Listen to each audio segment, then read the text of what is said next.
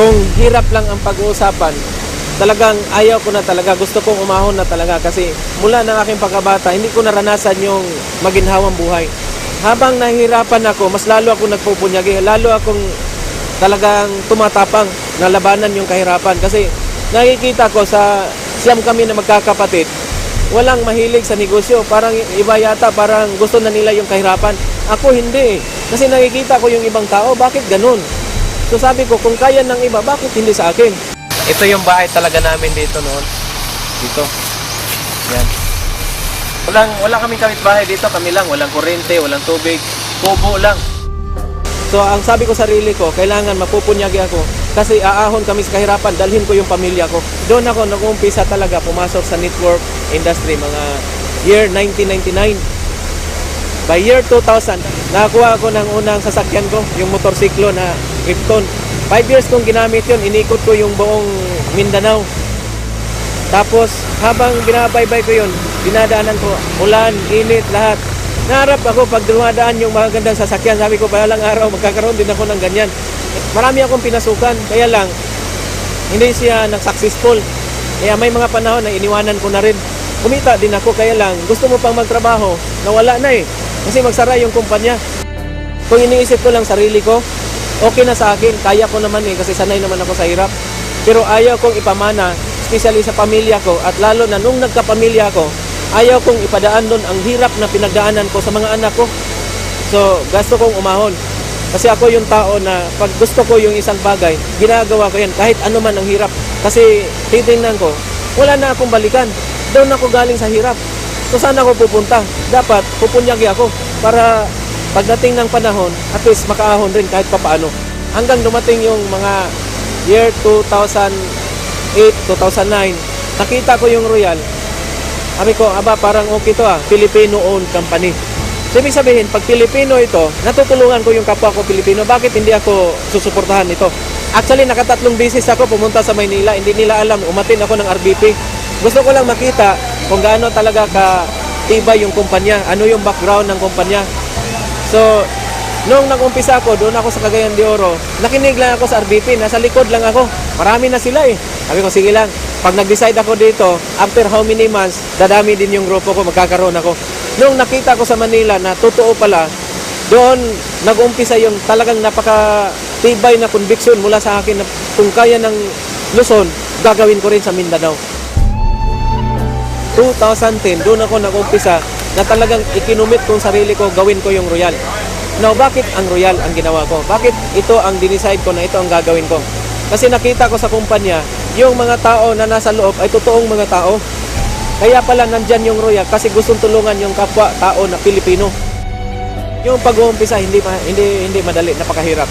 Lalo na sa area namin. Kasi yung area namin, wala kaming brands, wala kaming mapagpunan ng products, Davao lang yung kinukuhanan namin.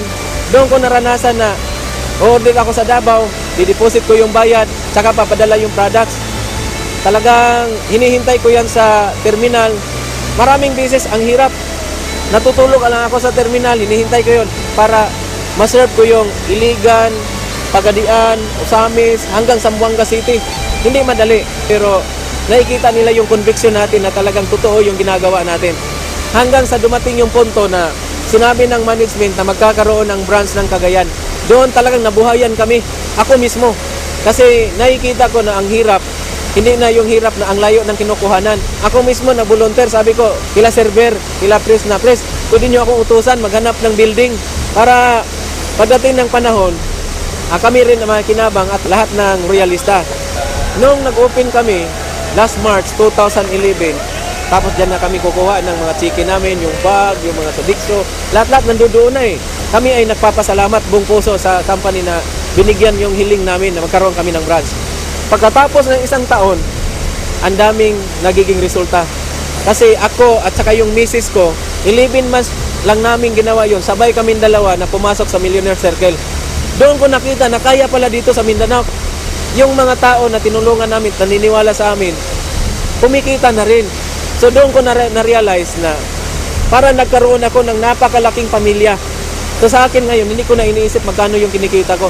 Basta unti-unti kong nakikita sila na kumikita na rin, nagbago yung buhay nila. Sa akin talagang talagang napaka-successful ko na doon. Sa totoo lang, maraming mga Mindanaoan na nawala na sila sa kanilang mga gusto sa buhay, yung mga dreams, yung mga pangarap nila. Pero nung nakita yung Royal, unti-unting nabuhay yung kanilang mga pangarap. So gusto rin namin, pangarap rin namin na yung biyaya na natatamo ng Luzon, ganun din sa Visayas, unti-unti na nandito sa Mindanao din. Nagbibigay sila ng equal opportunity sa buong Pilipinas o buong mundo. Na kahit nasa Mindanao kami, talagang yung Royal, iniisip pa rin kami. Kaya nagpapasalamat talaga kami na nakita ng Royal yon. Hindi nangangahulugan na kami ay makipagkompetensya sa Luzon, kundi yung Luzon ay nagiging benchmark namin paano kami magsikap. Na kung nangyari ng Luzon, bakit hindi sa Mindanao at Visayas? Nakikita niyo yung mapa ng Pilipinas, Luzon, Visayas, Mindanao. Hindi po ito sa pagkukumpare. Yung Luzon parang ulo, yung Visayas po parang katawan, yung Mindanao, ano? Ito mong tandaan natin, lahat ng mga Mindanao. Kung saan pupunta yung paa, lahat katawan at ulo, pupunta. After almost 2 years na nandito ako sa Royal, ang daming nagbago sa akin. Few months ago lang, nakakuha tayo ng bagong Montero Sport 4x4. Tapos after 1 month, nakabili na rin ako ng bago din na bahay. Yung mga kapatid ko na hindi talaga hilig sa negosyo, naturuan ko na rin magnegosyo. Gumaganda-ganda na rin yung buhay. Parang naaambunan sila kung ano yung biyaya na nakuha ko sa Royal. Talagang napakasaya pala na ikaw yung nagiging instrumento na through Royal, natulungan mo yung ibang tao. Hindi talaga ako nagsisisi na pinili ko yung Royal na trabahuin.